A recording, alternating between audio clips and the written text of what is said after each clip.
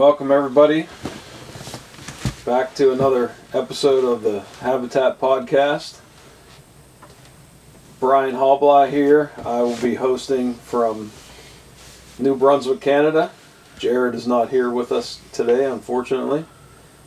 And I have a special guest today, Ryan MacEachern. I knew I was going to screw that up. That's alright. And we got some Busch Light, and we got some Alpine beer, and just hanging out here in New Brunswick, doing a little bit of fishing, doing a little bit of bear hunting, and just want to get caught up on what we've been up to. And Ryan, why don't you take a minute and tell everybody a little bit about yourself, introduce yourself, where you're from, how you got into hunting and fishing, and we'll go from there. Sure. My name's Ryan MacEachern, and I was born and raised in New Brunswick, Canada. I grew up my whole life hunting and fishing, really, through my grandparents. And I'm an engineer on the railroad. I drive the train. That's about it, I guess. Yeah.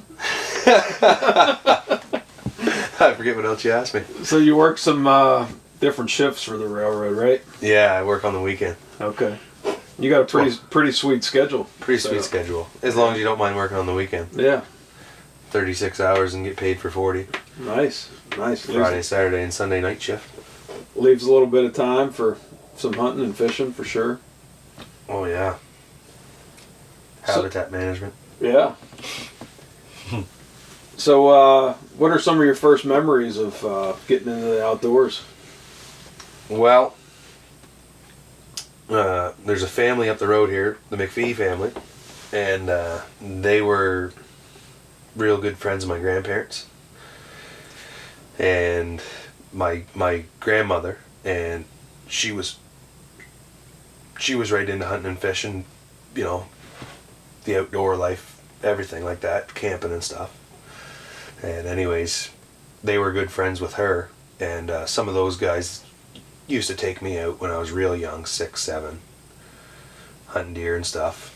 And the first deer I ever remember being shot, Randy McPhee, he took me out, and he set me down underneath an apple tree in an old homestead, and he said, "You sit right here," or whatever, eh? And little buck come out, so he shot him. But he didn't make a real good shot, and off he went. The buck, you know what I mean, he ran away. So he left me sitting there underneath that apple tree. And it would get darker and darker and darker, and sure enough, eventually he come back after a while. And I got the little 6-point rack out my garage from that one. That was my first memory of deer hunting. Yeah. And going fishing, same thing. Randy, he always used to take me out and catch trout on the spinner. Was that mostly river fishing or? Always river fishing. Yeah. Back then, there is a bunch of lakes around here, but. And you're pretty close to the ocean too.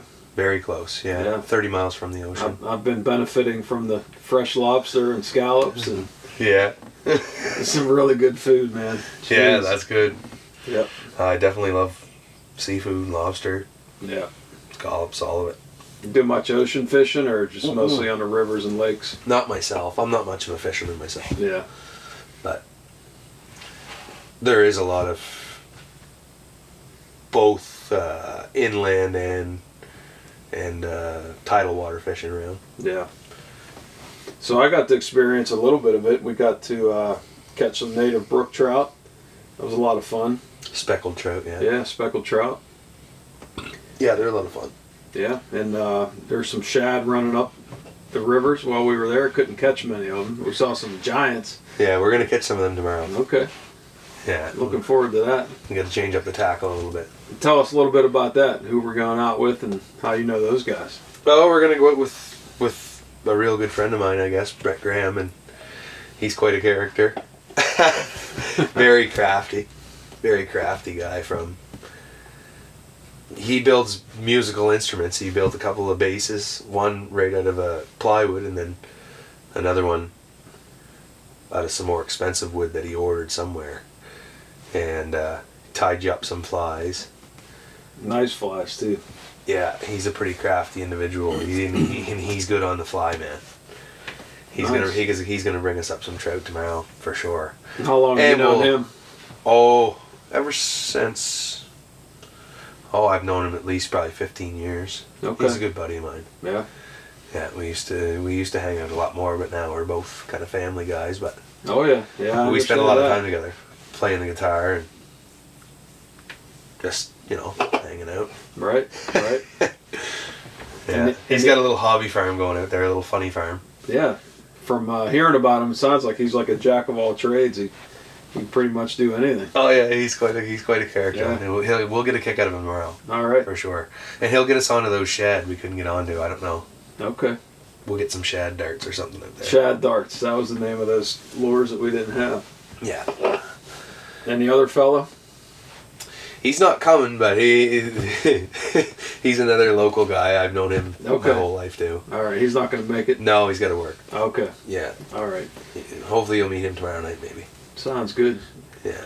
The other boys will be getting together for a Friday night throwdown, breaking out the instruments, and I'm sure there'll be a little beer drinking like there was today. Hopefully. Celebrating, but we're not going to get to that story just yet. Maybe we'll get a little bit of celebrating here later on, maybe before dark. Oh yeah, that's coming for sure. So, how did you find out about the Habitat podcast? And we'll get into what brought me here to New Brunswick.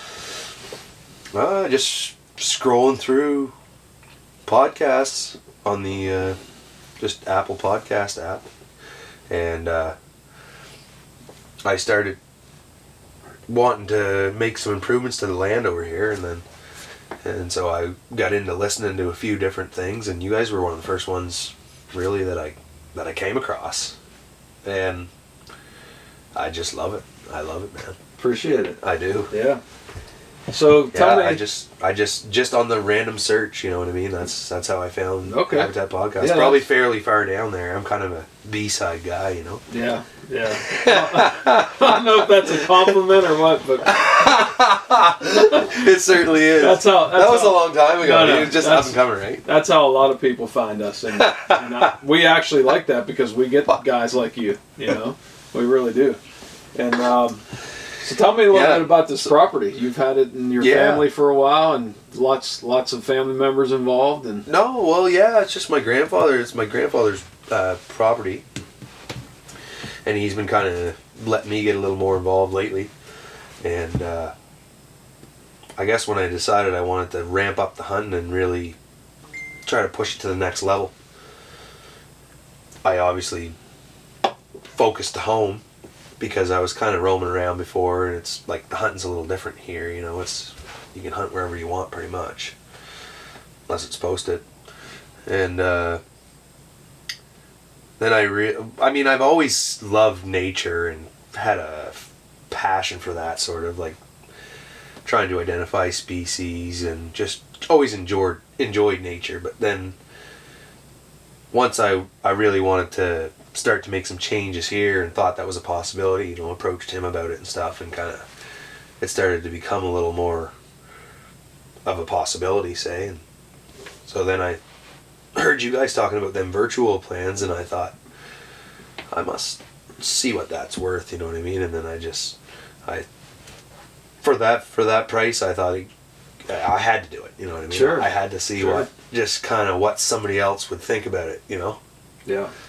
There's really not a whole lot of QDM that goes on around here. I mean, there is some, but not really anybody that I know directly, kind of. Yeah. And so, and I drive a lot. I drive an hour to work, so I listen to podcasts and audiobooks and all that kind of stuff. Right. And then it's just one thing led to another. Now I'm obsessed. Now it's insane. Oh yeah. Every day. I can understand every that, day. for sure. Yeah. Now, you were mentioning, I think it was yesterday, you said there used to be a QDMA branch not far. Well, there used to be a Canadian kind of branch or whatever, but it's all gone ever since it's become the NDA. Okay. I don't really know much about that or why it happened or why Canada kind of shut out, but we did. QDM. Or NBA, pardon me. Yeah. Yeah, change Get back on board, boys. A couple of tactics, but maybe we can get them back up here. So yeah, we best. We'll look into that for sure. Yeah, I know there's like I say, there's a few guys around here that I went out and visited one guy's farm actually, and that was cool. He does the food plots, and then he does a winter feed program as well. He holds a lot of deer and some nice ones, and offers up hunts and stuff. He's a pretty cool guy there. I only met him the one time, but yeah, like I say, other than that, there's not a whole lot around. So kind of listen to a lot of stuff from down south. You know? Right. And the deer are no slouch here. You were kind enough to get me a copy of this 5th edition of the New Brunswick official big game record book. And I mean, you guys have some deer in here that score world class anywhere. You got a few over 200. You got many in the, Boone and Crockett level. Yeah. And then that shed you pulled out and showed me, or the deadhead, I'm sorry. Yeah. That was a beauty.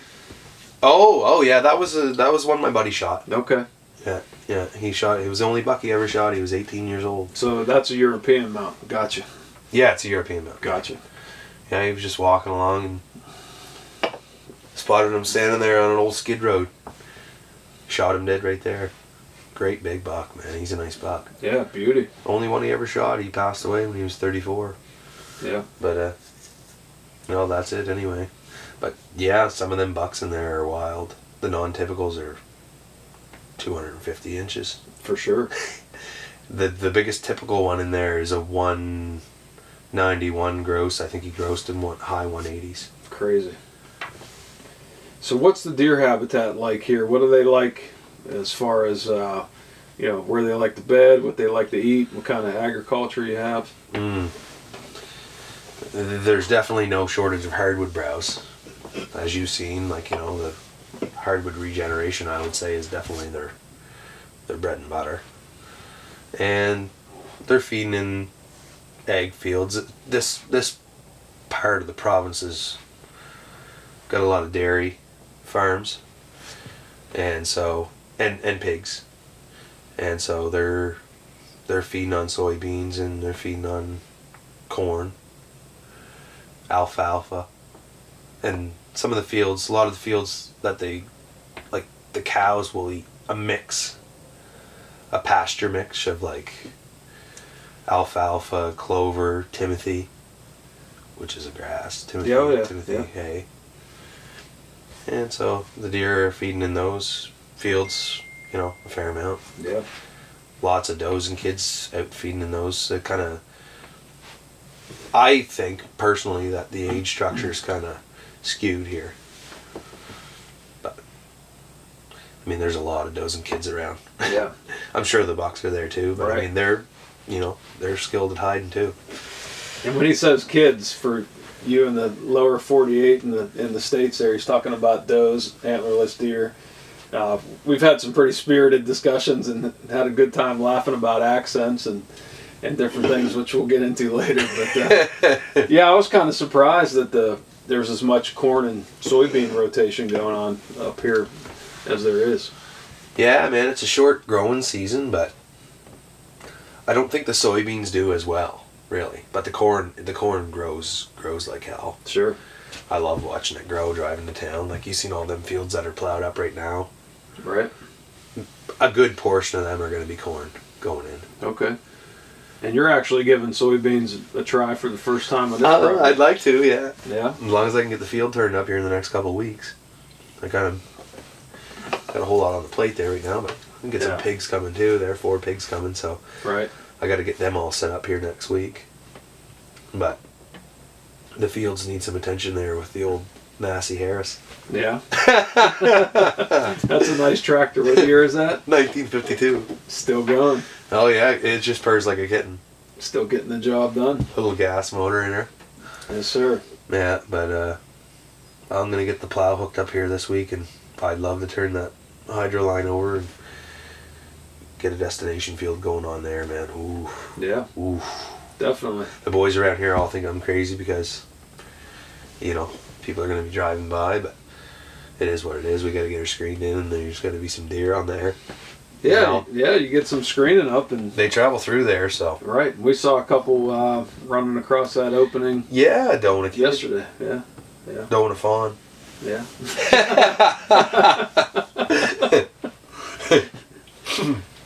So what are your goals for this property? And tell us, how big is the entire piece? There's several hundred acres, if I remember correctly. Yeah, it's just shy of 600 acres. It's 587 or something. But there's going to be about 100 acres, maybe about 8, like whatever's left over after the 500 is going to be on the north side of the river over here where my house is, and kind of that's going to be subdivided off and split up between my family, and then hopefully the rest of it will be turned into whitetail land, Sure. Like a high-end whitetail land is what I dream of. Nice. Well, it's got potential. I mean, you have all the building blocks that you need here, and Yeah, I think so. Yep. We came in and did the plan for you, and Yeah. that was on just 150 acres or something? Yeah, 300 acres. 300. Yeah, Okay. kind of the center of it, and the ridge, the whole ridge system basically, and then there's a hydro line at the top, which is 22 acres that's cleared, and then a little bit of woods to the north of that. Excuse me. And then there's quite a big section, 187 acre section of pretty That's much what it was, 187. That's what was sticking in my head. ridge top. Yeah. That's all pretty much ridge top up there, and it's pretty well been cut to death. Sure. But it's really, really dog hair thick there now, coming up with red maple and some sawtooth aspen and birch. And all the softwood species coming up through it there too. But it's coming up mostly in maple and aspen because it was clear cut, mostly clear cut. Not really, but minus 10% or whatever, right? The basal area is like 5 to 10% there right now. Okay. And so it was kind of hacked to death. And there's some red pine and some white pine, some really mature red pine and white pine left over up there, which I want to make into a savannah. I want to make that into a savannah, man.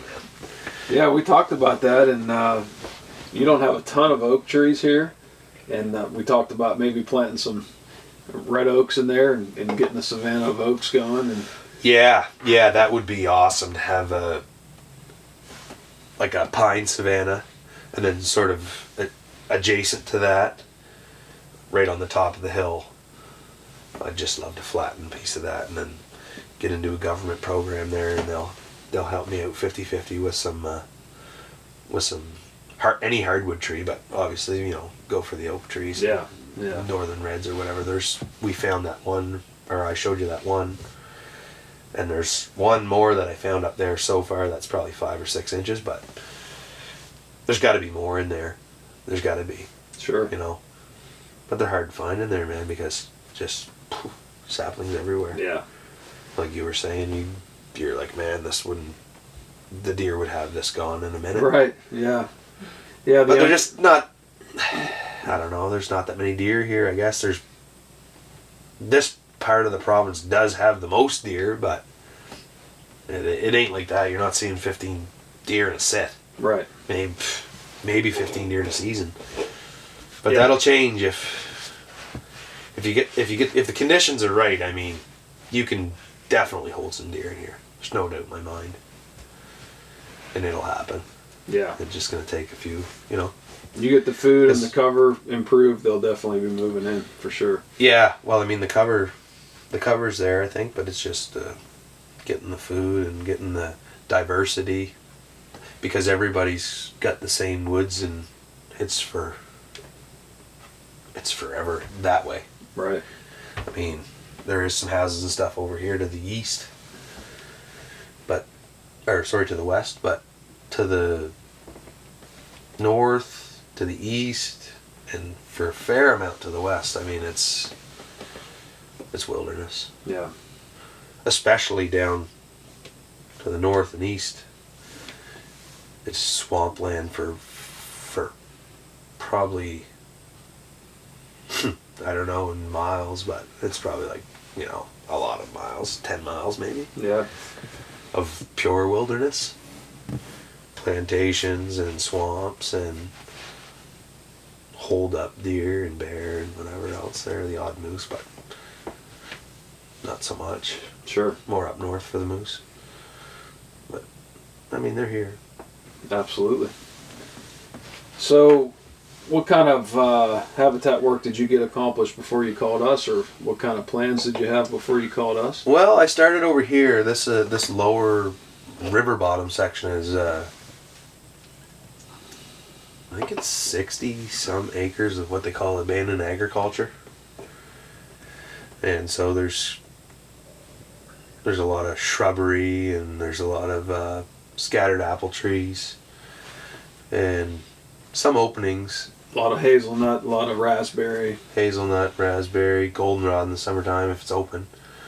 But it's being overtaken by speckled alder, which I know Jared, I hear him babbling on about that, but no, it's garbage. Yeah. Doesn't offer much for the deer. No, it does. It is cover, I guess, but Sure. I don't know. There's just way too much of it over there, the speckled alder. Mm-hmm. But that's what I started with, picking away at that, and I opened up a 0.6 of an acre over there, which it took me a hell of a long time, a lot of work by myself. You know what I mean? Just I borrowed my buddy's tractor for a bit, and that did the bulk of the work. Yeah. That was awesome. And I had a few big rip-roaring fires over there. Burned up a bunch of shit while it was in the wintertime. And then the following summer after that, by that time I was talking to Jared a bit. Mm-hmm. But you hadn't done the planning for me yet, but I was picking away at that and really starting to think, you know what I mean? The wheels were turning about what I had in mind. Like I say, I want destination food at the top, destination food at the bottom, and then just a series of cool season hunting locations kind of pulling us down through.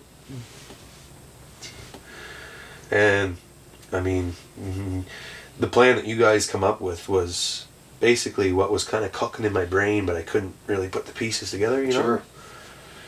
And yeah, I think it's gonna work out, man.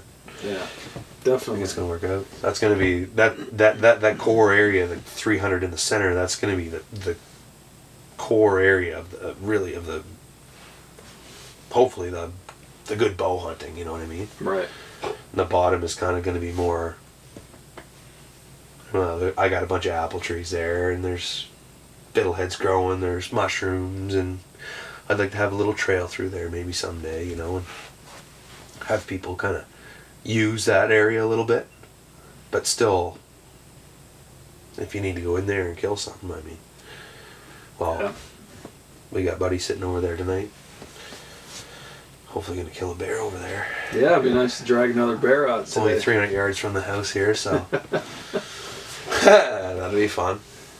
Well, I can tell you, you did a heck of a job on those two lower plots here by the river. That Thank clover you, man. field was one of the most beautiful clover fields I've ever seen. Thick, Thank you. I healthy. I put a lot of time into it. Yeah, it shows. I spread, I don't know how many bags of fertilizer I spread over there, but not very many. Maybe 3 bags, maybe 3 50-pound bags. Yeah. Of fertilizer or something. Like, what was it that I planted or did I put over there? It was low in nitrogen because of the clover. Might have been 0.14 or something. I forget now, but anyway, I didn't do much. I just spread some fertilizer by hand, and I spread like some buck in a bag stuff, and then on the other side, I just did did oats and rye, and then after a bit I top dressed it with brassica, and then I just put some more rye on top and kind of split that 0.6 of an acre that I had cleared in half, so there's about a 0.3 of each, and I planted 11 apple trees over there. From September right through till December, dropping the apples. I've got Paula Red, and they come early in September and early October. And then I've got the Nova Max, and they run through October. And then I've got the Honey Crisp, which is a November dropper. So I'm really excited about that, man. Yeah. Bow hunting, 150 yards from the house. Right. Take the boys over there and friggin'... We've got the old growth apple trees that are growing all through there. I got them cleared out, and they really started putting on like some blooms and stuff since I... How about the blooms on that one? Oh, Beauty. oh yeah. She didn't do field. much last year. That one didn't do much last year. The one just to the right of it did really good. And I set up a blind over there, and I was taking whaling over there for a bit in the early season with my bow. And nothing came out while we were over there, but we had a blast sitting there and stuff. And then I started focusing on that big buck that I had up top for the majority of the rest of the season, probably 5 weeks, the last week of bow season, and then all of open season. And then I wasn't having much luck there. I fired at a buck and I missed him, and then so I said, well, I'm going to grab the bow and I'm going to go back down into the plier. It's too close for a rifle, so you got to take the bow. And I went back in there, and my little pop-up blind was all ripped from bear claws, and the clover was 1.5 inches, and when Waylon and I were over there, it was knee high, and there wasn't an apple left. So, well, that's when I decided, we got to do something with these bears, more or less. Yeah, a little too close to home. Yeah. Yeah. Well, I helped out with that, and hopefully your buddy will. Oh, man. Out some more tonight. Did you ever? That was awesome. That was awesome. Yeah, we're going to get to that for sure. But you're talking about some people, accessing your property and through your property. Explain a little bit about how that works here in New Brunswick with the posting and the yellow and red signs. Yeah, it's very similar to Maine and maybe a few other states, but basically, you don't need permission to enter somebody's property, anybody's property, and really it's kind of no holds bar. Like, you just, the woods are the woods, and if you don't have your Onyx or your hunt stand or whatever pulled up, like, you don't even have a clue where, unless you happen to see a yellow ribbon or something painted on the tree, like the property line. That'd be the only way you'd know, you know what I mean? And everybody kind of just drives around and goes in, cuts a little four-wheeler trail, whatever they want to do, and sets up. And that's just the way it is here, man. It's not... It never pissed me off until I became a landowner. Do you know what I mean? And I'm not even a landowner, but until I became a land manager. Yeah, and I mean, it's still to this day, like I said to you the other day, I mean, I'm just as guilty as everybody else. Sure. Do you know what I mean? Well, if it's the culture and that's the way it is here, that's just the way it goes. Yeah, I mean, I called the Rangers last year to kind of ask them sort of where I stood and what the deal was, and Buddy he's like, man, you gotta call your government official because landowners are getting the raw deal, you know what I mean? And I don't even know if I agree with them. Sure. But, because I do kind of agree with the concept that the resource is there, but, and if you have it posted, sure, like there shouldn't be anybody there. And that's kind of where the problem lies, and that's where the problem lies with this ranger that I was speaking to, like, and he was saying to the fact that if it's yellow, that means you can't, you need permission. But it's on the landowner to prove that this guy doesn't have permission or he shouldn't be there, and he needs a warning. So if I catch you in there and I say, listen, buddy, like, you're not supposed to be in here. Well, if I catch you in there again, I got to go talk to the RCMP, the National Police, and they can't be bothered. I mean, they can't. Yeah. And it's like, so if you have proof that somebody's coming on there or whatever, well, you have to charge that guy yourself and take him to court, and it's a whole bunch of hassle that really, you shouldn't really have to go through that anyway, because people should just respect your shit, but right. Sometimes they don't. And again, it is the culture here, people, you just hunt wherever you want, man. Yeah. And I mean, I don't know, it's, like, say this place here right next door to me, the property right next door, it's a farmer's property. And that farmer owns thousands of acres. Mm-hmm. And he does not care about some woodlot up here. Right.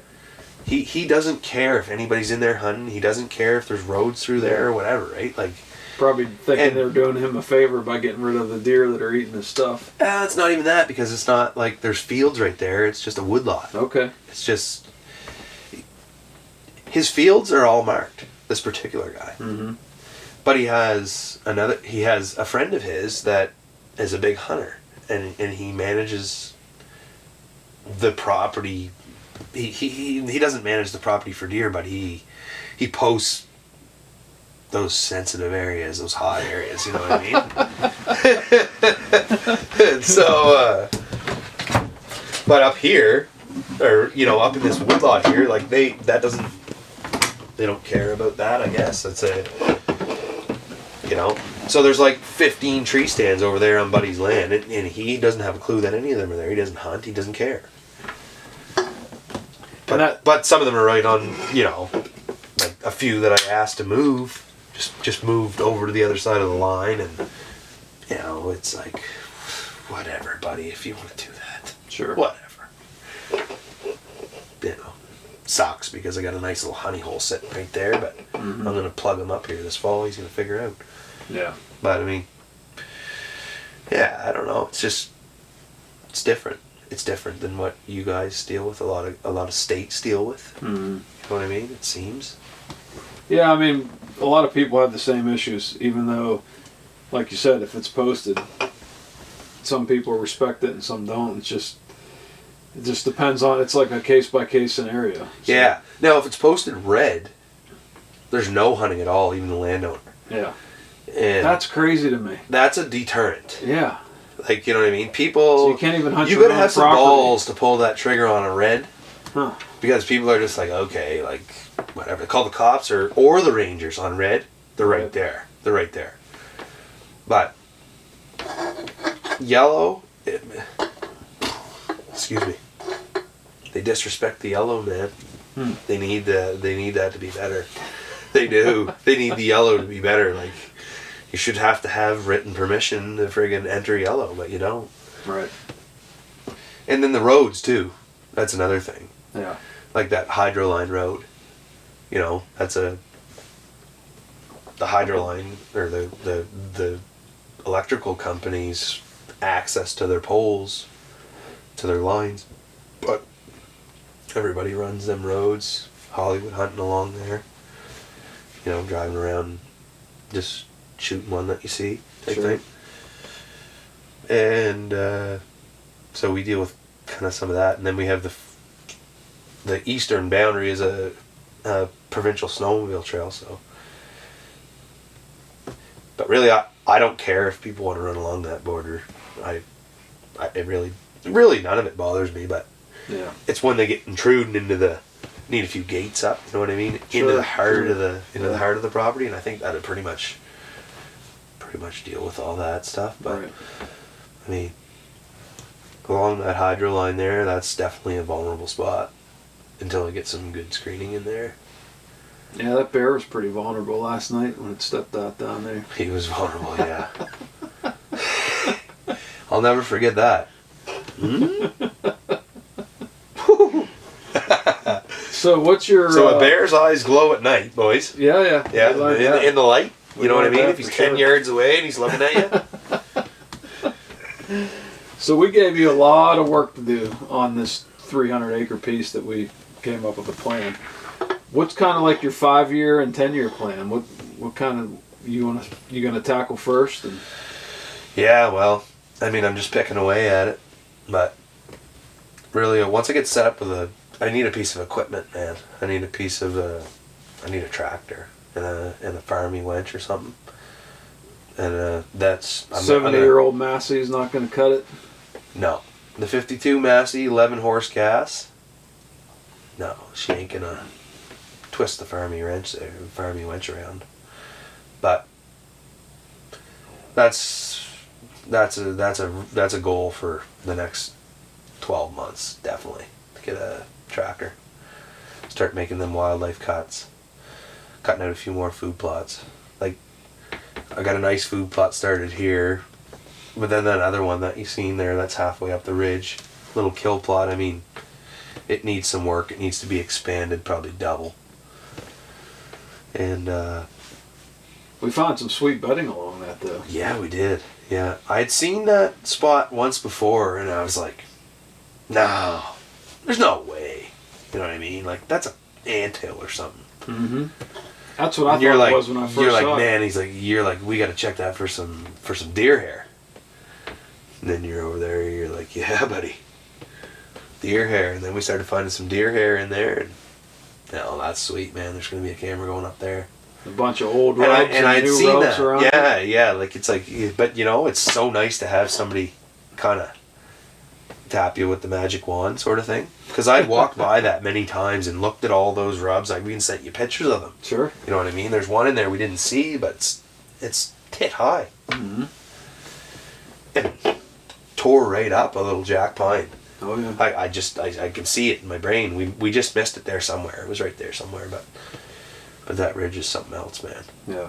That ridge is something else. And that big buck, I mean, that Brutus, man, he's a beautiful buck. Sure is. My buddy's got 4 years worth of his antlers. Year 5 and year 6, the last 2 years, I don't know where they went. We haven't found them. We searched that cornfield or that bean field over there, man. It's a 50-acre bean field, and we walked it, and we walked the clear cut up above it. I wish I had a time to take you over there in the last few days, because like just on the next property over, they've done some clear cutting, quite a bit of clear cutting, and you can tell like where our place has been like heavily select cut, and it's just not quite a clear cut, but my God, on that transition between the property lines, man, there's some sign over there. So this gravel road going to the hydro line on the right hand side, that's that spot that I said, boy, that's like people pay big money to try to make their properties look like that diversity. Was that select cut or clear cut? I think it might have been clear cut because they left a few of the big pines. Oh, on the right hand side out there, yeah. I think that was clear cut. Okay.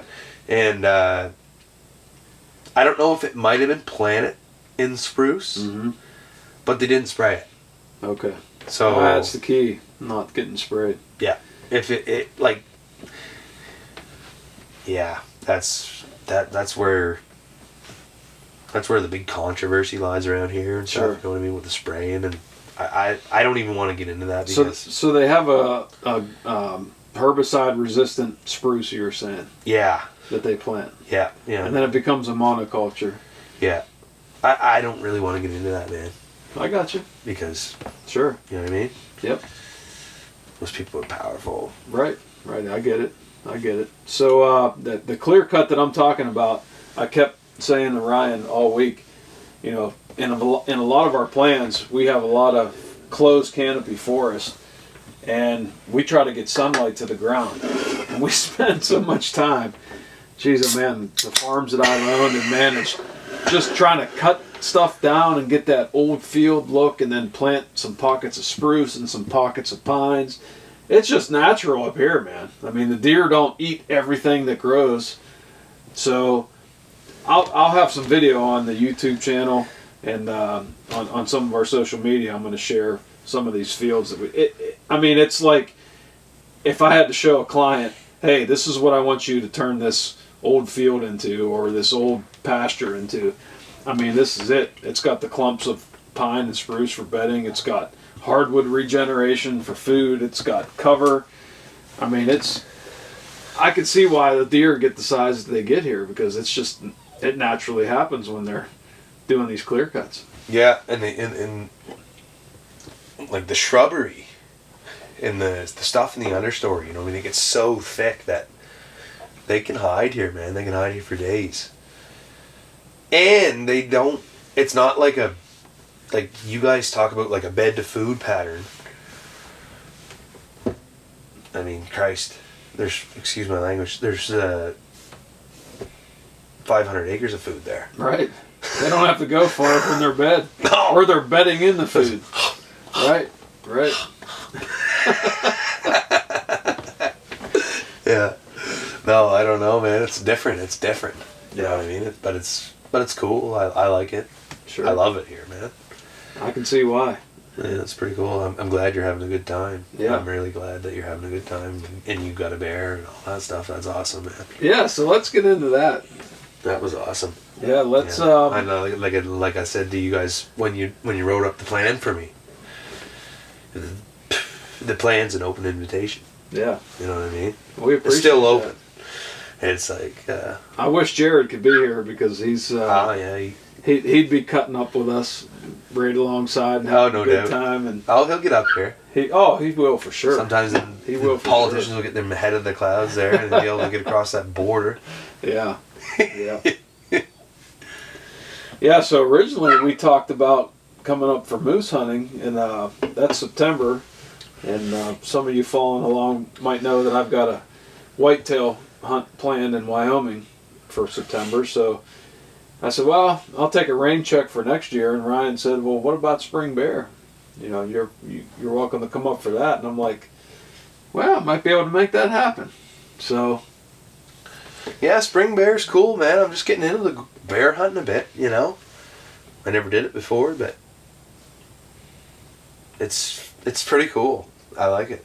Yeah, well, you could have fooled me. I like Busted your butt for the last month and a half or so, and yeah, I killed a bear in the last couple days. Yeah, I mean, it's fun though for me, man. I love it. Yeah, I love that stuff. And I got a few, my wife hooked me up with a real good connection at the donut shop. And so, we'll help. No cop jokes. We'll help a cop out here and there. Might provide some coffee and donuts for the boys. Maybe a few meals once you get back home. Yes, sir. But yeah, no, I don't know. I enjoyed it, man. It's not work for me. That's not work for me. It's time for me to get away. Yeah. And it's kind of relaxing. I love it. Right. I love just carrying a couple pails in there and bake them stands up, and then go home and watch the cameras. That's awesome. Yeah. Oh, I love it. Well, I can't thank you enough. Like I said, the hospitality that you've shown me, and there's times when you show up in a place and you feel like you've known somebody forever. And I was telling you that earlier. It's like we just hit it right off. And yeah, I appreciate that, man. And I feel the same way. It's absolutely. And I did. I've been getting to know you a little bit through text and stuff, and right. through the plan and that, but I've really started to get know you a little bit more since the bear hunting trip got planned. Right. It's awesome, man. I love it. I love showing people this area, and yeah, it's awesome, man. It was awesome seeing you hook that trout, and I mean, it was a little pissant of trout, but it was awesome. Yeah. It was awesome. You did catch one decent one there. Yeah, it wasn't bad. Oh, yeah. And we're going to get some more tomorrow. Oh, yeah. You just wait. Anything on a fly rod for me is I'm not a big fly fisherman. Me neither. That's a big accomplishment for me. And you guys will see, and I'll apologize now. Do not take a look at my fly fishing, my fly casting, and think that that's any semblance of how it's supposed to be done, because it's not. But, I enjoy it, and getting a fish to bite and come up to that fly, like when those mayflies man, bouncing off the water, and we put that fly that your buddy tied for me on there, and that was mayfly. Yeah, that was pretty cool, man. Yeah. So, and I'm sure there's people banging their heads against the wall right now that are diehard fly fishermen, and I don't. Hey, get them up pretend here, to be one. Come on up, boys. Yeah, come on up. Let's see what you got. We're gonna land a couple big ones tomorrow. There, we'll flash that on the YouTube. I'm looking forward to it. So this is pretty cool. Walk me through. This is all new for you for setting up these bear baits and everything. How did you approach that? Well, I had some help from some guys that I know, some friends, and people that have done it before, and YouTube. You can pretty well learn anything on YouTube, but I had, I just got a few barrels together. I mean, they like sweet stuff, right?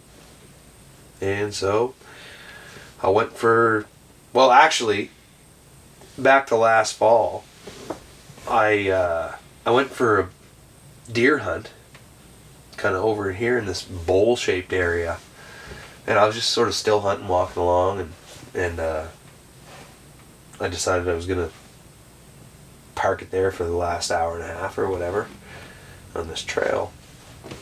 I could see down kind of around the bowl, and it was a real nice spot, kind of some young hardwood and a lot of feed in there, and a good trail, a couple of trails that crossed. And sort of multiple points that come together, or whatever you want to call it. It was a nice little spot anyway. I'd never hunted there before. But actually my neighbor Russell, who you met last night, Good guy. Yeah, he's a real good guy. He was like, why don't you try up in there, Rye? And so anyway, I was like, yeah, all right. I'll go up in there for a sit. And so I'm sitting there, and I'm calling a little bit. Kind of move my head like this, and tails go, eh? A couple of tails. They were coming to the call too, and this was right in the peak of the rut. And so probably a couple of bucks, or I don't know for sure. I never seen any antler, I just seen tails going. But anyways, I was like, well, I'm going to go back in here for the evening hunt. That was in the morning, and so I went back in there for the evening hunt, and I just sat there still. I wasn't doing anything, calling or anything. I was just sitting there watching. Then I seen some movement, and I set the old 308 up on my knee, and I looked. Still just seeing movement and kind of in behind the brush or whatever. And then this big old pumpkin head sticks his head out, eh? Black. Just black filled the scope. I was like, no. And sure enough, it was a young bear, just a young bear. And it's the same sow and two cubs that we've been following all spring here. Okay. But it was the bigger of the two cubs, and kind of the more dominant bully one. Mm-hmm. He was leading the pack, and he was always leading the pack coming into the bait this spring too. The mum was always the last one in, and so he was coming up the trail, and I'm kind of looking where they're coming and looking where they're going. I'm sitting on that trail that they're traveling on, eh? And they're getting closer. I'm watching them in the scope at first, and they're only probably 125 yards when I spotted them or something like that.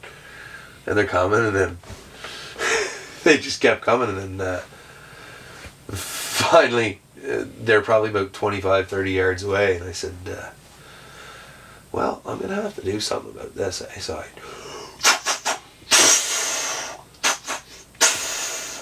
trying to give a little snort wheeze. Mm-hmm. And that first bear, he stands right up on his paws, and he puts his paws like this, and he looks at me, and he's like, here to the truck away, like 30 yards away or something. So I give one more, and he just kind of turned his body like that, and down on all fours, and then the other little bear followed right behind him, and then walked right past Mom, and then Mom turned around, and just like ants across the road, they turned around, and they walked that same trail that they come in. Hmm. And man, that was a cool experience. And then I thought, well, I got to get rid of a couple of these bears or whatever. It was weird because I never had them on any of my deer cameras, and they weren't eating any of my apples. Yeah. But they were eating my apples over here. That's what they were doing. Sure. And that's just where they were heading that night. They were heading right that way. That four-wheeler trail that we walked in when we baited the stand, mm-hmm. when you first got here, well, where we cut into the left to head into the stand off that four-wheeler trail, into the right is sort of where where they were coming to. Okay. I was a little bit higher up the hill, up the ridge. Sure. But that's a real cool little spot in there, man. It's kind of like a amphitheater sort of a shape. It's really neat. It's a really neat spot. And it was heavily cut there. There's a lot of regeneration and stuff. It's an awesome little spot. Yeah. I might set up a little spot there this year. And actually, Russell and I, we talked about maybe clearing a little spot right at the bottom of that amphitheater.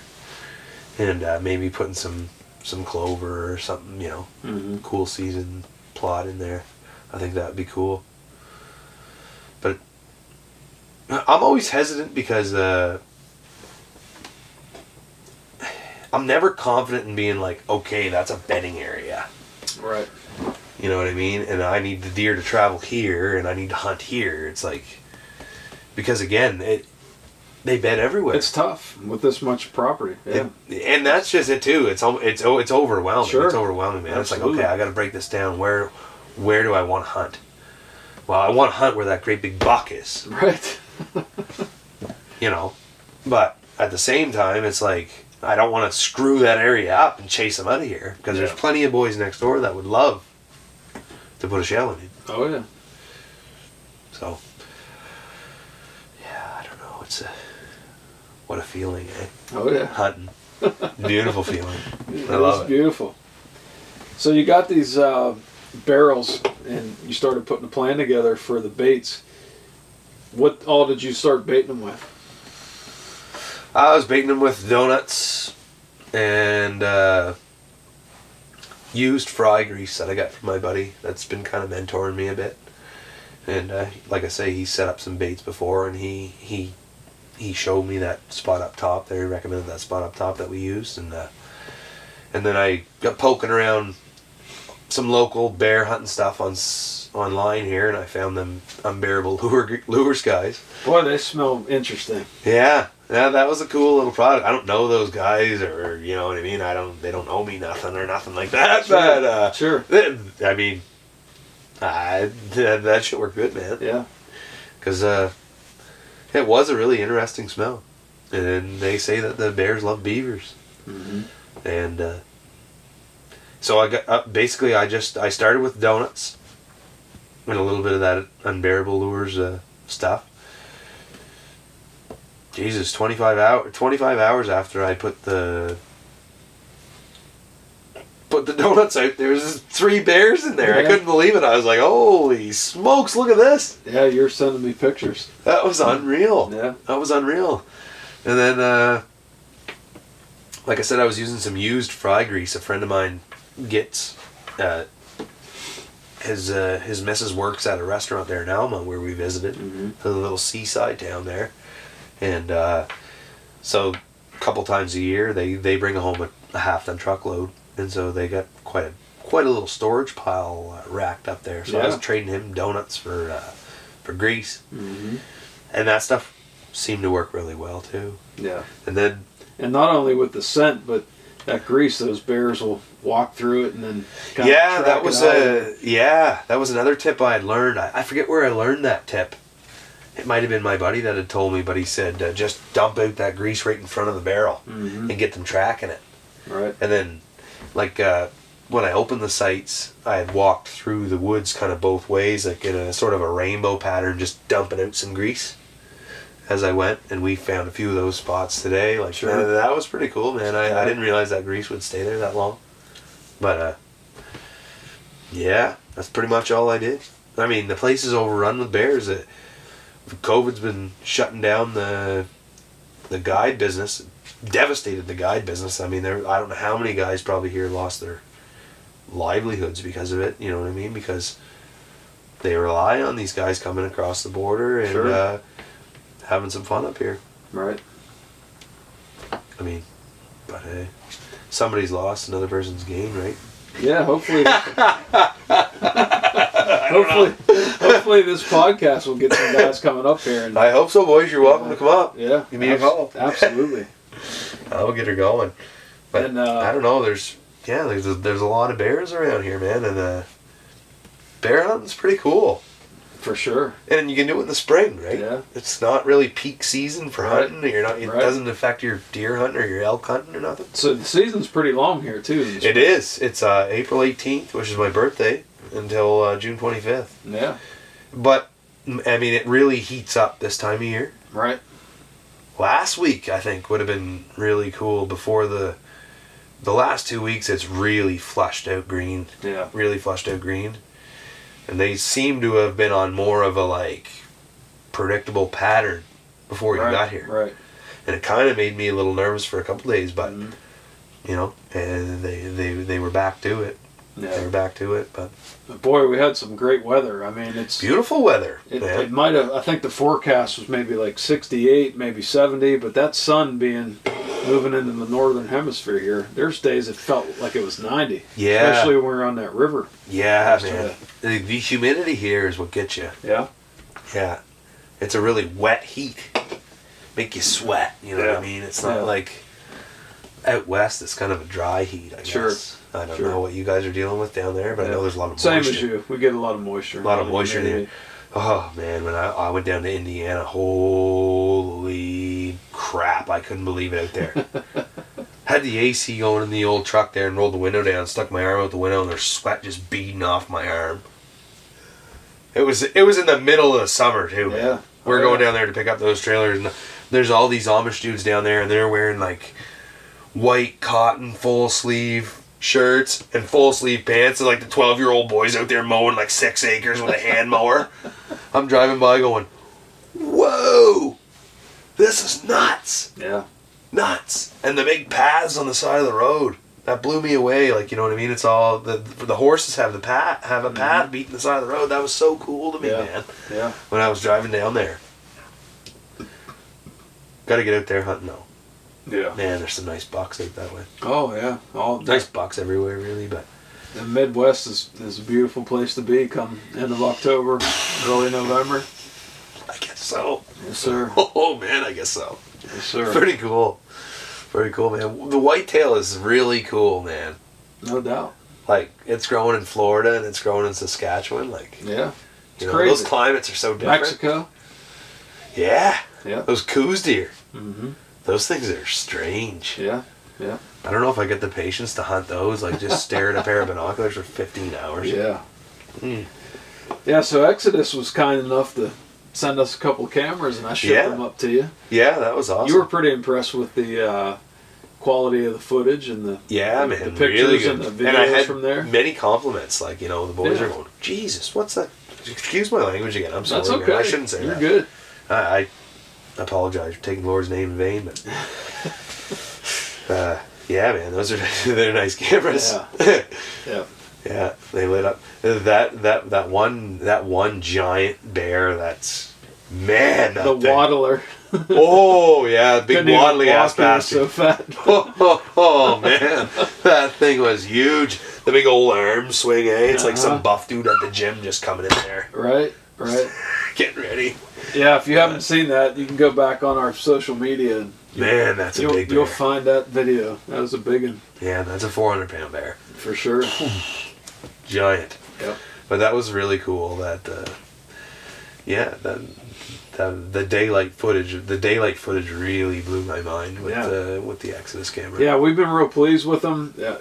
They're not only they have a great product, but the people behind the product. We really like those guys a lot. They go out of their way to take care of their customers, and they're just regular guys. Yeah, they seem like really nice guys. I love their podcast too, man. Yeah, I listen for sure. to that all the time. It's a great podcast. Absolutely. You guys have a great podcast too, man. I love the different views, and you know, you got the pros and the Joes on there. Sure. And I mean, that's a good one. I'm gonna steal that. Great information from everybody, you know, in the internet site there too. Like, I don't say a whole lot on there, but the chat I group, scam it. Yeah. Yeah, there's a lot of good info on there. Yeah. I'm guilty too. I don't spend enough time there.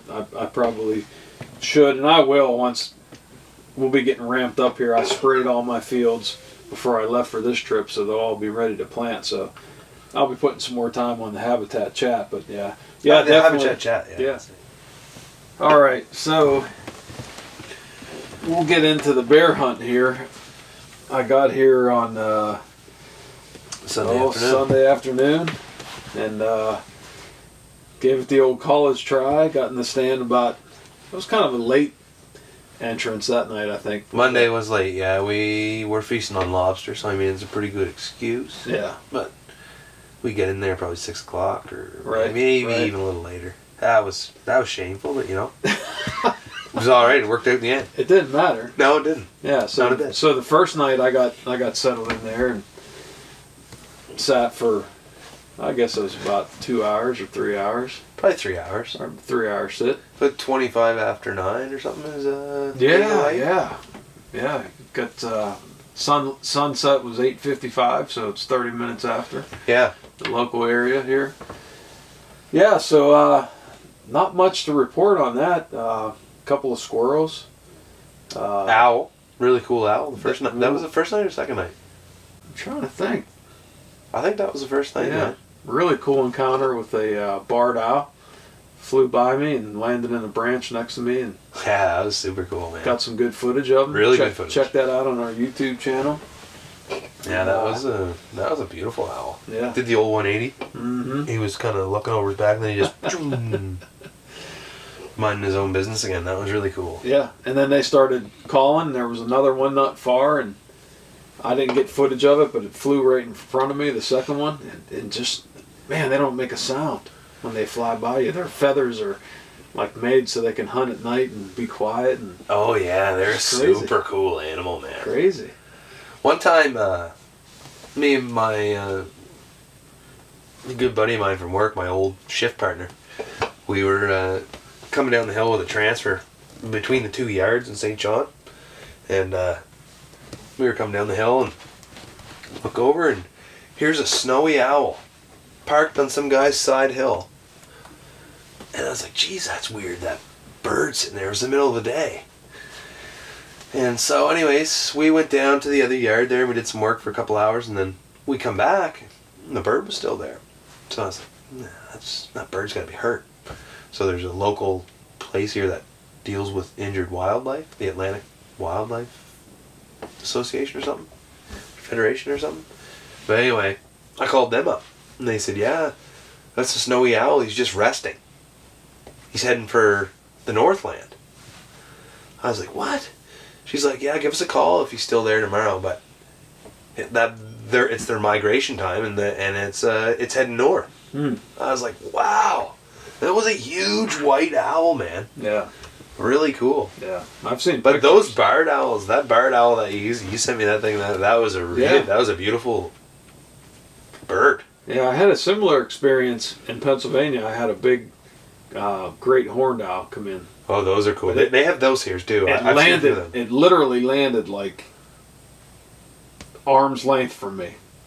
And I'm sitting there in camouflage, face covered, and it's doing this thing with its head, like trying to figure out what I was, and I could see these giant talons, and I'm like, please don't think I'm a squirrel or something and put those things in my face. Oh yeah. Thankfully he grabbed you by the shoulders. And I was trying to do the old real slow move with the camera to try to get a picture of him. He wasn't having it. Yeah, he picked that up. He took off after that, but yeah, I mean, my cousin and I, we came into a little owl there one time. I used to have a side-by-side, and we were going for a cruise.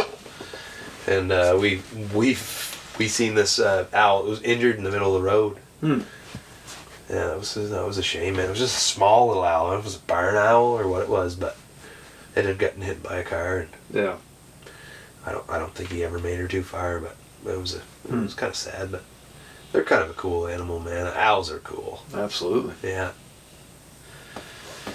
Yeah. But anyways, them black bears are cool too, aren't they? Yeah. Yes, they are. So Monday was kind of a bust. Nothing showed up at the bait. Tuesday, we went up to the river, right? Yeah, we went up to the Miramichi. Miramichi. No, the Miramichi. The she, the boys call it around here. Right, the she. Right. Yeah, I got skunked hard there. That was not good. That was a fun ride, though.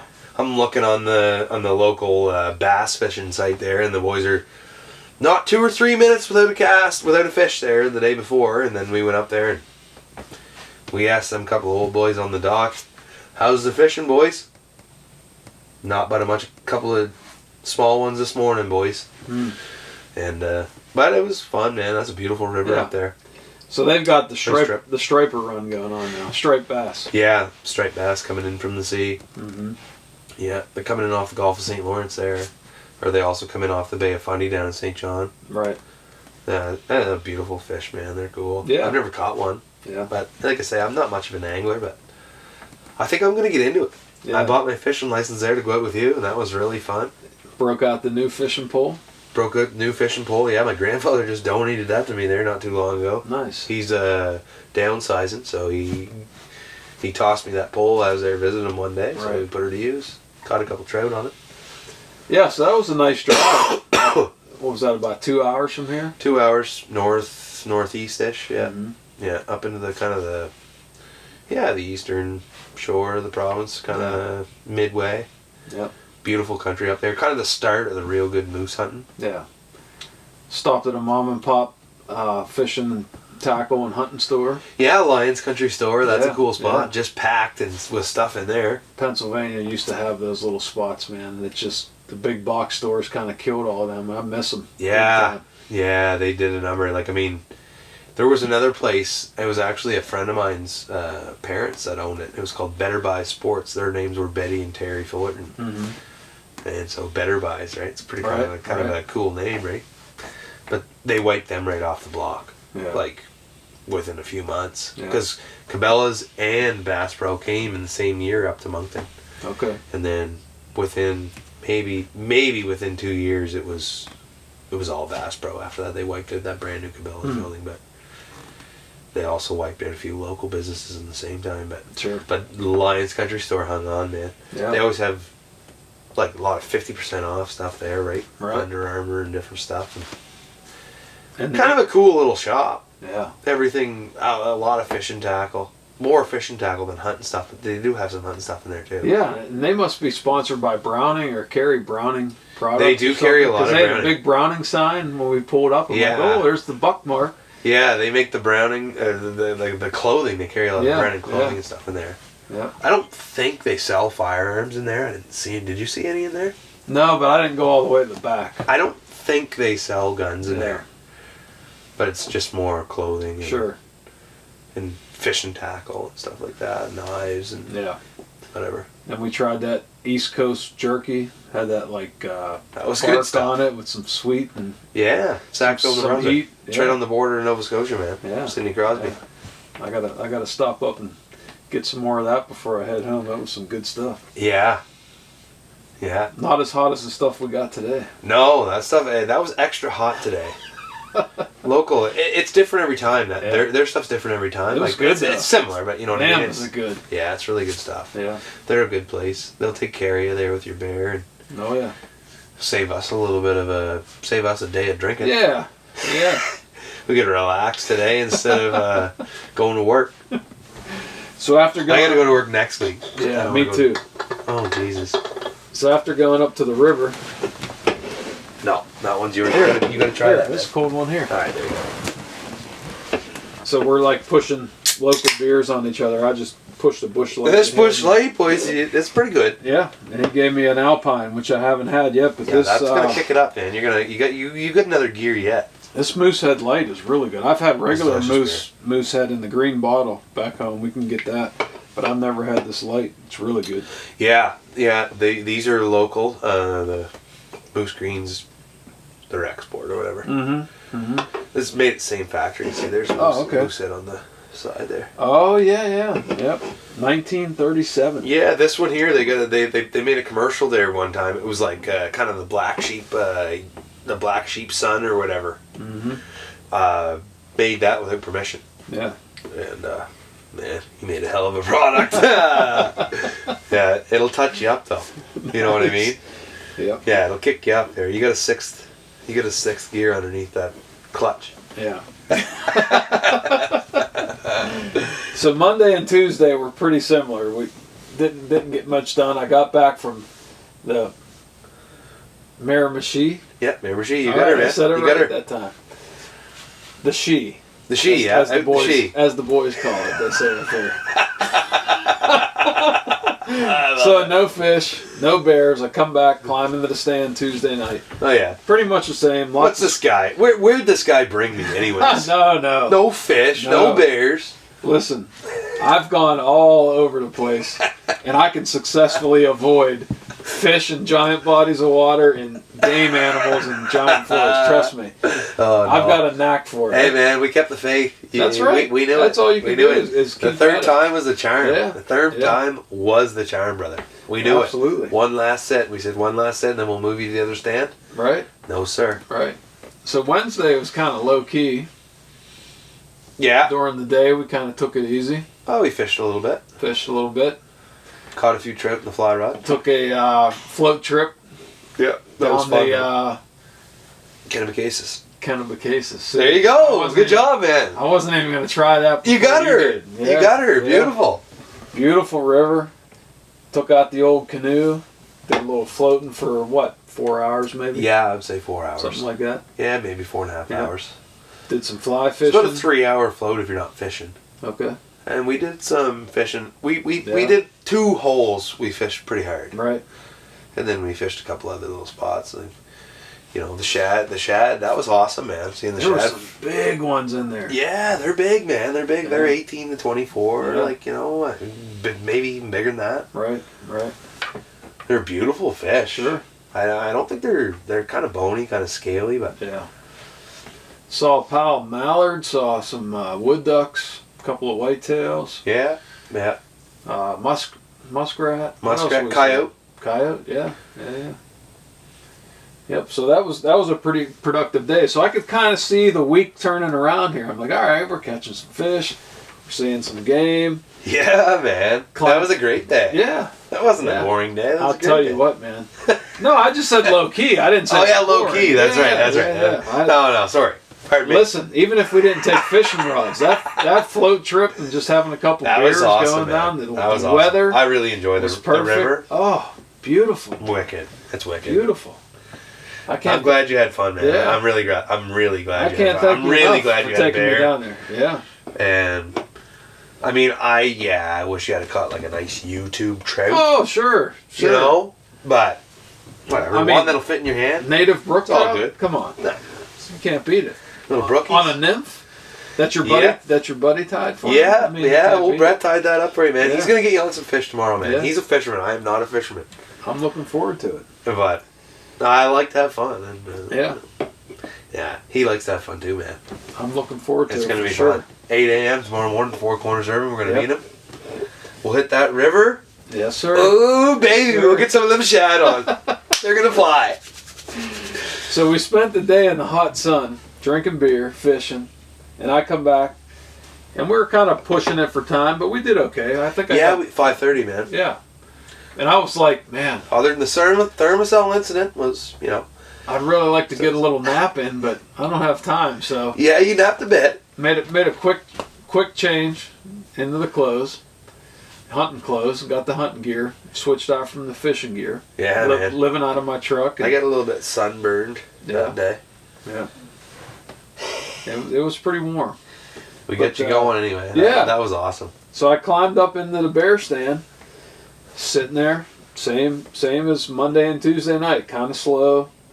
Got some squirrels coming in, getting some donuts. What are they, pine squirrels, you said? Yeah, pine squirrels or red squirrels. Yep. They're loud, man. They're loud. Munching on donuts. You think a booner's coming in? Oh on yeah, oh yeah, yeah. We get the same thing with the. You with see the that squirrel little back furry home. bastard? Yeah. Yep. And then I'm kind of starting to get the nerves going. You know, we're on the third night of the hunt. Me too, brother. And things aren't happening, and you're trying to stay positive. You guys know how it is. You're trying to stay positive, and you guys know the abuse that I put myself through in Kansas. So this is my first trip after Kansas, and I'm like, oh boy, we're halfway through this week, and I'm hoping this isn't going to be another Kansas trip where I'm just sitting here kind of taking in the sights and not flinging any arrows. Getting that B-roll. Oh yeah, yeah, getting that B-roll. So sure enough, with about 10 minutes of light left, I'm just looking around, and I see this black blob coming down the hill, and I'm going, well, that may be a bear there. There's a couple spruce and a couple of pine trees up that way, kind of hard to see through. Yeah, a lot of fir. Yeah. A lot of Douglas fir in there. And then he steps in the clearing, and I go, oh yeah, that's a bear. But it's just getting, like I said, 10 minutes before legal. I think it was 9:27 last night was the quitting time. So about 9:17 is when he started coming down and that it's hill. getting dark in the It's area. getting dark. You can see in the footage too. Sure. Like it's setting back. Eh? Right, right. So this bear comes down, goes right to the bait. I get the camera turned on. I'm getting my stuff together here, trying to move real slow, be real quiet. So I'm looking at the bear, and I'm having this internal debate with myself. You know, it's like you got this black blob out there, and you're trying to pick a spot, but it's kind of on the edge, and you're like, do I take this shot? Do I not take the shot? Is this the only chance I'm going to get? You know, I've driven a long way. I've put in a lot of time. Ryan's put in a lot of time baiting these sites. And you're having this, you guys know how it goes. You have these internal struggles with all this that's going on these trips when you're out of state and you're trying to make something happen. Then he steps in front of that big, bright blue barrel. Oh, man. And I'm like, that's awesome. I could see it now. I've got the perfect outline. And it's not like with deer where you've got to pick a spot. I mean, you have to pick a spot, obviously, when you're archery hunting. But with bears, it's middle of the middle and then move forward a little bit. Yeah, get behind that front shoulder and let it fly. And you've got that whole, it's a really nice kill spot. Really nice, vital spot to put that arrow in. So I draw back, I get the pin on it, and I'm feeling pretty comfortable. I'm like, okay, I got the outline. This blue barrel's outlining this bear from behind perfectly. I get settled in, go through my mantra, get myself calmed down, get the sight in, touch off, thump. The bear turns, walks up the hill, and I'm like, man, I added like 100 grains, over 100 grains probably this year. And I've been reading that, you know, those heavier arrows, when they hit deer and bear, they don't get spooky. They don't like take off out of there because it's heavier and they don't really know what happened. So I'm thinking, okay, he stopped at the top of the hill, 10 yards from the bait. He's going to fall over. And I'm watching. He's not falling over. I'm going, son of a bitch, I must have missed that. I must have shot under him. Well, you know, they're pretty tough animals. Maybe he's going to fall. Maybe he's just taking a little bit of time. Well, then he turns and starts coming back down towards the bait. He's hungry, man. And I'm going, I definitely didn't hit that. You could smell that bait downwind, too, boy. That was fucking, boy. I'll tell you. Excuse me. You're good. That was nasty. You're all good. I'm sorry. No. Ladies and gentlemen. So, this bear walks back down to this bait. And I'm going, and now we're 5 minutes from legal. You know, it's right down the wire, man. That's awesome. Absolutely. 9:22. Awesome. 9:22. That's awesome. Yeah. Same thing. And I'm like, man, this is a tough thing to hit. Because this bear was black. Just black. There was no white spots or anything. Bear, man. Beautiful. Beautiful. Jet black bear. So it positions itself again where I'm able to see the outline. And I pull that new Matthews bow that I got. Serious arrow. Afflictor broadhead, of course. And I let that thing fly. And whack! There was no mistaking at that time. That bear went out of there like its ass was on fire. Ah, it was! Turned to the right. Went up. And I didn't hear a crash. But it was like running and you can hear sticks breaking. And then just silence. And I'm like, that thing laid down. He laid right beside that big maple tree, man. Right. Where he found that arrow. Right. So then we bumped him a little bit. We lost him. So I was kind of like listening just to make sure. And after that, it got real quiet. And I was waiting for that death moan because a lot of times you'll hear them moan when they're going through their death sequence. Right. And I've heard that on YouTube and some of the videos that I've watched, but nothing. Just silence. Then you start to get nervous. You're like, boy, them things are so quiet. Because when he came in, they don't make a sound. They don't break a stick. Boys, he'd slap you in the face, wouldn't he? It's unbelievable how quiet they walk. It's unreal. So at this point, I felt good about the shot, but it's getting gray light, and you're thinking, I didn't see exactly where that thing hit, but it looked like it was where it needed to be. So I back out, and we got a couple of trail cameras in that area. We got the Exodus trail camera covering the bait site. I throw Ryan a text. I say, "Did you get that picture?" Yeah. Did you get that? No. Negative. And I get, "No." And I'm like, "Oh." And part of me is like, sweet, he didn't see that I missed, and there's a second arrow sticking in the ground. But then I'm like, well, shit. Wonder if we were missing bears during the week, because it was getting us when we were rebaiting and, moving around so there. Weird. Sure. Just missed that one picture, man. Yep, just one.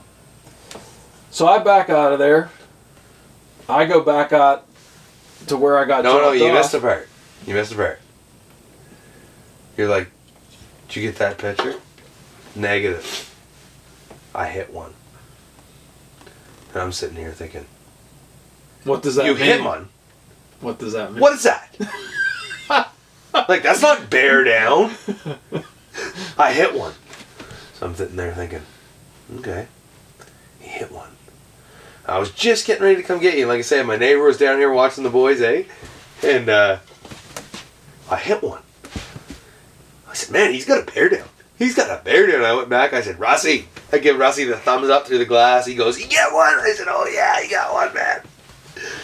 That was awesome. That was awesome, brother. I'm so glad that you got one. Yeah, so that was... I hit one. 9:24. I hit one, you said. So that's literally, like 3 minutes, man. Literally 2 minutes after I shot that bear. I'm opening up my text messages here. That's how I got this. I hit one. That was awesome. 9:24. 3 minutes before legal. I hit one. What greater words have ever been spoken? And I'm still a little bit nervous. Me too. I'm still a little bit nervous because, with in the bow hunting game, and everybody listening knows this, it's just inches. And I didn't hear that death moan, and it was getting that gray light, and I'm like, man, I just wish I had. And I was confident. I'd been shooting all spring. I'm shooting a heavy arrow. I'm shooting a great broadhead. And it looked like it went to where it was, but it's just, you always got that little thing in the back of your mind to be cautious. You called it though, man. I did. You said he circled down, he come back up, you watched Oh that? yeah, it was right where I heard that last noise. It was right there. That was crazy. Yeah. You're like, Ryan, did you hear that? No. You're like, man, I turned around and I seen 2 flashlights. Yeah. You're like, I knew. You're like, I heard something right there. So we'll catch up to that, but I backed sorry, out. man. No, Sorry. You're good. You're good. Would you open that Alpine? Are you scared of that or what? No, I'm not scared of it. Hold on. All right, get at her. Let's get on her. Get that moose head down. We'll get this On Alpine her. open. Here's the honor. Here's the getting on her. If you can't, I better not say that. I love it. Jared's gonna be disappointed you didn't say it. Anyway. Can't come in or come on her.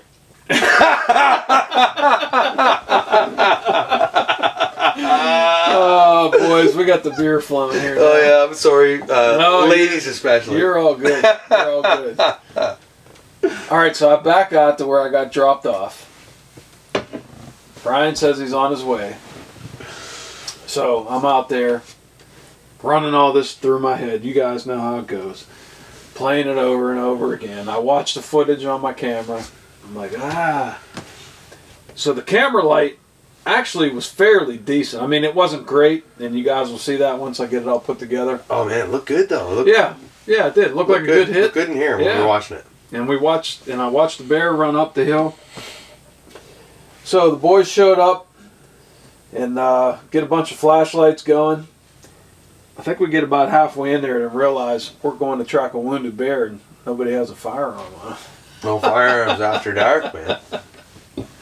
So yeah, got to do everything by the letter of the law, but a little bit hairy, Very hairy. Questioning like very intimidating. Yeah. Walking in on,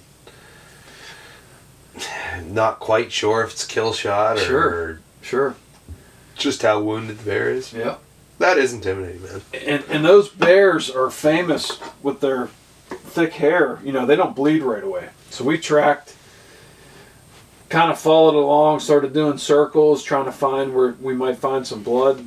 Because there's so many bear trails in there. My goodness. That was crazy. Yeah. And we weren't sure, you know, which way she went for sure. And then got to walking around, and I guess it was about 40 or 50 yards. You hear those words that you love to hear from the boys when you're in there tracking. I got blood over here. Oh, yeah. That was awesome, man. Yeah. Got blood on that rock, man. I spotted the blood on that rock. Yeah. What a rush. Absolutely. That was awesome. And it was pretty good blood. We thought it was maybe a little bit dark, but you know, based on it not dying right away, you start thinking, okay, maybe I clipped the lung, maybe I clipped the liver, got a little bit of dark blood there. Yeah, there was some dark blood. But we felt pretty good about the blood. So Definitely. So we got on it, started following, you know, pitch black. I mean, dark, pitch black. Trying to do our best with the lights that we had and start working up a little bit further. And then I look up ahead in my light, and there's this really dark, in my headlamp, this really dark patch of fur. And I go, there's a bear, boys. Is that a bear? You're like, what's that? What's that, boys? That was awesome. We're like, yes, there's a bear. And it's kind of laying on its left side, and its paws are kind of up on this log. That's a dead looking bear. I'm like, that thing's dead. So we all start hollering. Next thing you know, this thing whips its head around. Mm-hmm. We see the eyes, and we're like 10 yards from it. About 20 minutes before that, you're like, hey, boys, a bear's eyes glow like a deer? Yeah. And we're all kind of like, not really sure. Oh, and I forgot that other part that you mentioned earlier about those guys were behind me, kind of circling, looking for more blood, and I heard this something walking. Oh, yeah. To my left, and I thought it was Ryan. And I turned to my left, and I realized, shit, Ryan's behind me. And I said, Ryan, did you hear that? And he's like, no. I said, I think I heard something walking. So then it was shortly after that we followed up there. We found the fresh blood. Yeah. And you're like, oh, you're like, man, that is wet. Yeah, you're like, that blood looks fresh, man. Yeah. You're like, that blood looks fresh. So it was like the combination of hearing it moving and the fresh blood. Yeah, it was all within a few minutes. Right. And then all of a sudden, it's just we all move. You're like, what's that? Yeah. That was awesome, man. And then the old thing just sticks her head up and just stares at us. It was awesome until we were 10 yards from it, and we don't have any fire. I'm like, get another one in her! Get another one in her! You're just like, but what am I talking about? The arrows are my whatever they call that thing there, quiver. Yeah. So I'm reaching for the quiver, and the bear goes to get up, but you could see it. She was done. It could barely get up. Yeah, she moved about 10 yards after that. And that's when So she died. yeah, so it moved forward, and we all thought maybe we ought to just back out of here because with the dark blood and thinking it might be a liver hit, it might be a couple more hours. Yeah, we didn't know before she expired. How she didn't last long after that encounter, though, man. She was almost dead. I mean, we did our due diligence, though. We waited probably an hour and a half before we even started hunting. Yeah. Or before we even started looking for her. Absolutely. You know? Yep. But she took a while, man. Yeah. She took a while. And based on not... But, I mean, the entrance of that arrow, it was a beautiful shot. That was perfect. Turned out to be perfect. So it hit that rib, and I think it deflected maybe. Yeah. And maybe... It could have been. And who knows... The exit wound was low, but... Who knows the exact angle? And like Rusty said... Right. Dead effing beer. That's a dead effing bear, boys. So we backed out of there, and I felt way better about it. I mean, I wish the bear would have been dead when we walked up to it, but we knew she was going to be dead by morning. Yep. So we backed out of there and thought, well, we'll just come back in the morning.